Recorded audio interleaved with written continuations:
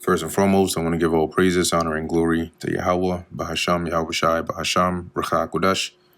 Double honors to the elders and the apostles of Great Millstone, and peace and blessings to the elect. And today we're going to go into the book of Acts, the 10th chapter. There was a certain man in Caesarea called Cornelius, a centurion of the band called the Italian band. So Cornelius was basically one in the Roman army.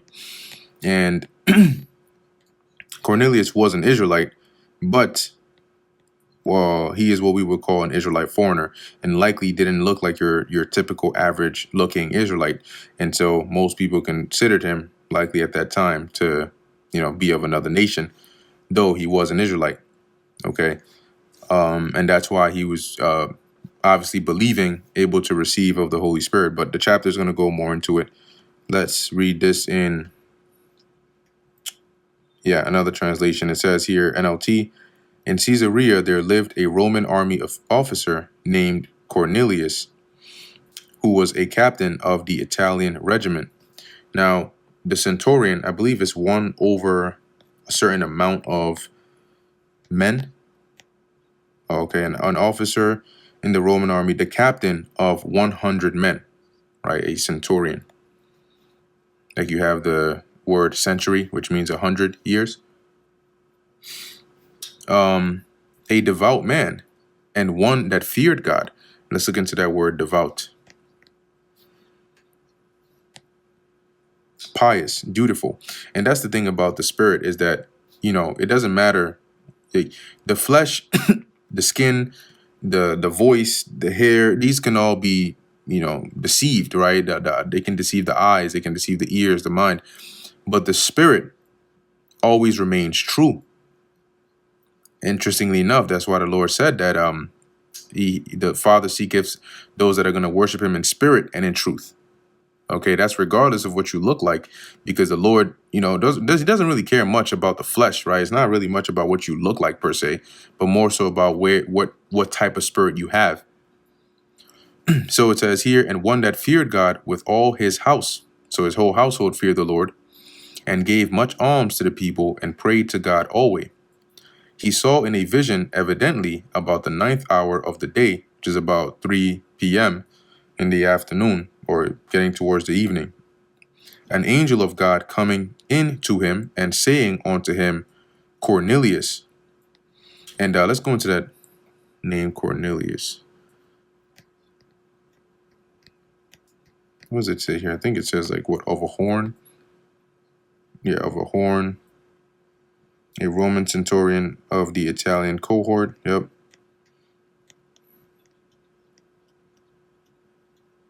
Okay. Interesting. So it says here, and when he looked on him, he was afraid. When he saw the angel, he was afraid, and said, What is it, Lord? And he said unto him, Thy prayers and thine alms are come up for a memorial before God. So your prayers and alms, the Lord has seen them, right? They're likened unto an offering, right? That has come up before him. And now send men to Joppa and call for one Simon, whose surname is Peter. He lodgeth with one Simon a tanner, whose house is by the seaside. He shall tell thee what thou oughtest to do. And when the angel which spake unto Cornelius was departed, he called 2 of his household servants, and a devout soldier of them that waited on him continually. So one of his faithful soldiers, he called them along with his 2 household servants, and sent them to go and get Peter. And when he had declared all these things unto them, he sent them to Joppa. On the morrow, as they went on their journey and drew nigh unto the city, Peter went up upon the housetop to pray about the 6th hour. So about, midday, right, 12 noon. And the housetop looks something like, it's an actual open area, like a rooftop, right? Housetop, Bible times. So you could go there, you could sit, you could talk, you could eat, you could pray, like this, right? It's an actual open area up top over there. So that's where Peter went to pray. And he became very hungry and would have eaten. But while they made ready, he fell into a trance, and saw heaven opened, and a certain vessel descended onto him. And as it had been a great sheet knit at the four corners and let down to the earth. So he saw this like sheet that had like knots on the four corners, and it just descended down right there in front of him, wherein were all manner of four-footed beasts of the earth, and wild beasts, and creeping things, and fowls of the air. So this included things that were, all manner of animals, right? Things that were looked at as clean and unclean. All these things are in this sheet. And there came a voice to him, Rise, Peter, kill and eat. But Peter said, Not so, Lord, for I have never eaten anything that is common or unclean. And the voice spake unto him again the second time, What God hath cleansed, that call not thou common. This was done thrice, 3 times, and the vessel was received up again into heaven.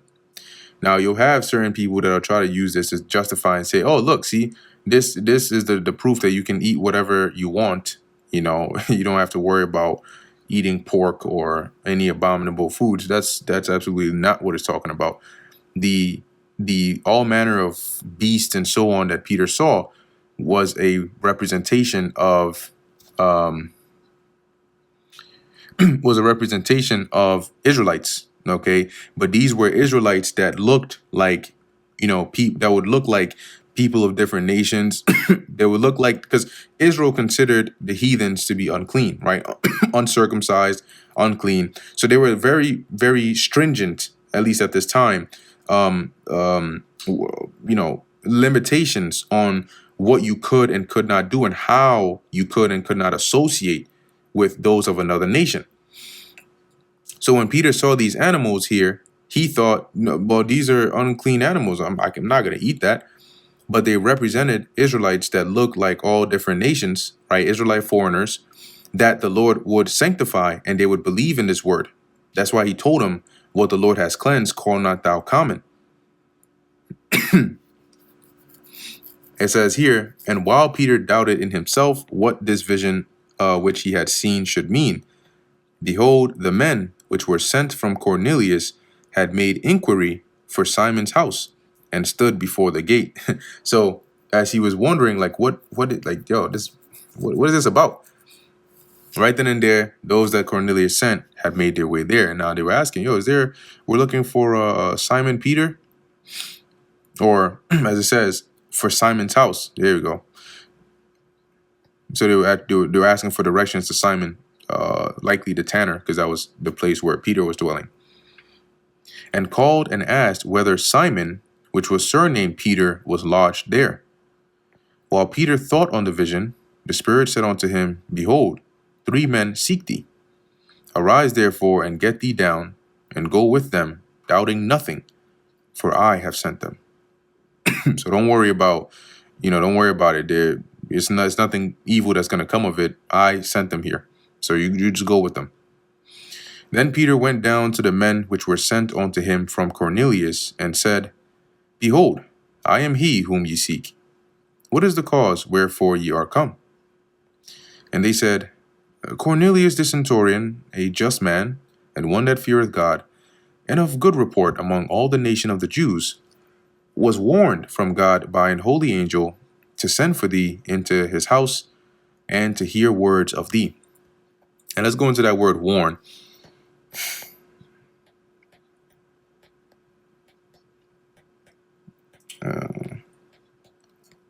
Is it that? Okay, here we go. Right, so it says here, to advise or consult. Makes sense. To give response to, divine command.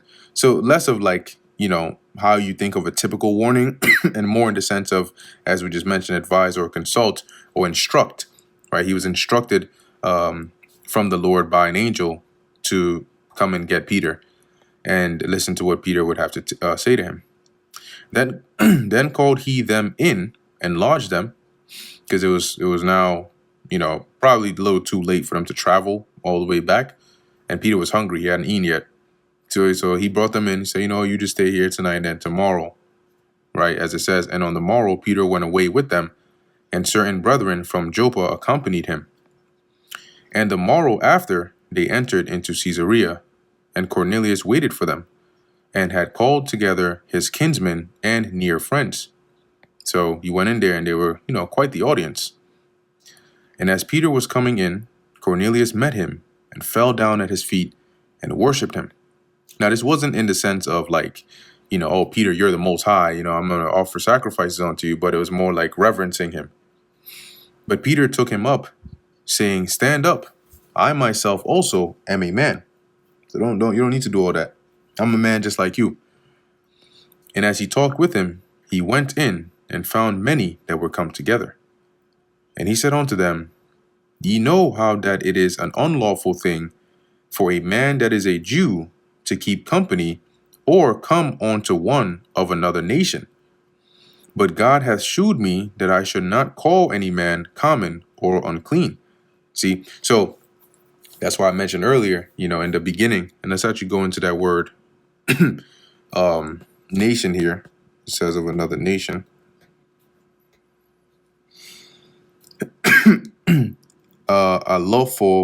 Alopholos, foreign, right? It says here, i.e., especially Gentile, or one of another nation.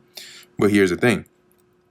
Cornelius, and it's likely that Peter said this because Cornelius looked like it, and they probably thought that he was one of another nation, but he was a natural Israelite through the Spirit. Okay? So that's why Peter is speaking this way, saying, but the Lord actually showed me not to call any man common or unclean. So at this point, he understood, right? The Lord had it made sense to him now. Oh, this is what that vision that I saw meant. That's why the Lord said, don't call anything that I've cleansed common.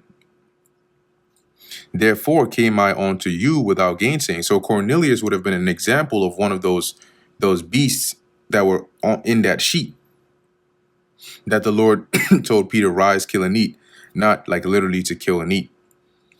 Therefore came I unto you without gainsaying, as soon as I was sent for. I asked therefore, for what intent have ye sent for me? And Cornelius said, 4 days ago I was fasting until this hour, and at the 9th hour I prayed in my house. And behold, a man stood before me in bright clothing, and said, Cornelius, thy prayer is heard, and thine alms are had in remembrance in the sight of God. Send therefore to Joppa, and call hither Simon, whose surname is Peter. He is lodged in the house of one Simon, a tanner by the seaside, who, when he cometh, shall speak unto thee. Immediately therefore I sent to thee, and thou hast well done that thou art come. Now therefore are we all here present before God to hear all things that are commanded thee of God.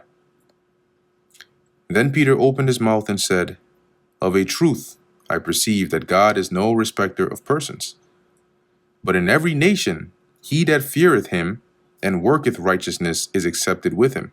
What this means is, and the reason he said it like this, whether he understood the deeper meaning of it or not, in every nation he that feareth him and worketh righteousness is accepted of him. In every nation, those that would fear the Lord and work righteousness are Israelites that are scattered in those nations. When you go all the way back to Deuteronomy, the 28th chapter, the Lord mentioned that he would scatter Israel throughout all nations and many other precepts. So those Israelites that were in those other nations would be the ones that would fear the Lord and work that righteousness. And those are the ones that the Lord accepts.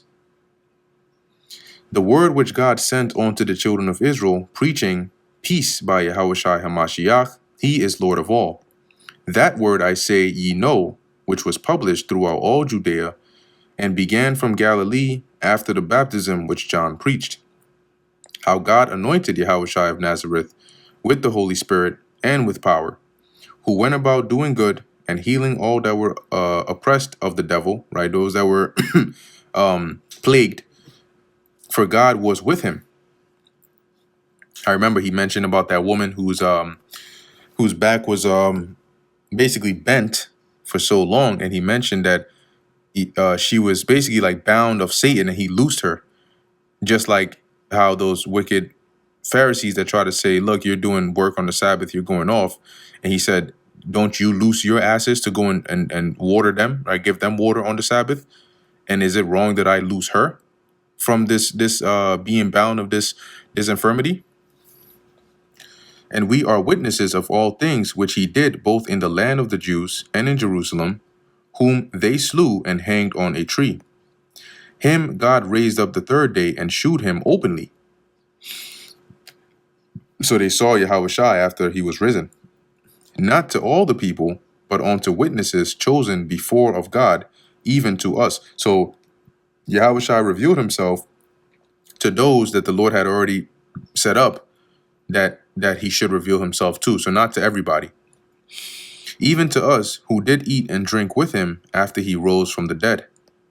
And he commanded us to preach unto the people and to testify that it is he which was ordained of God to be the judge of quick and dead, that is, of those that are alive and those that are dead. That was the power of Yahushua to be able to judge, to give life, to take life, all of those. All that came under the power of Yahushua.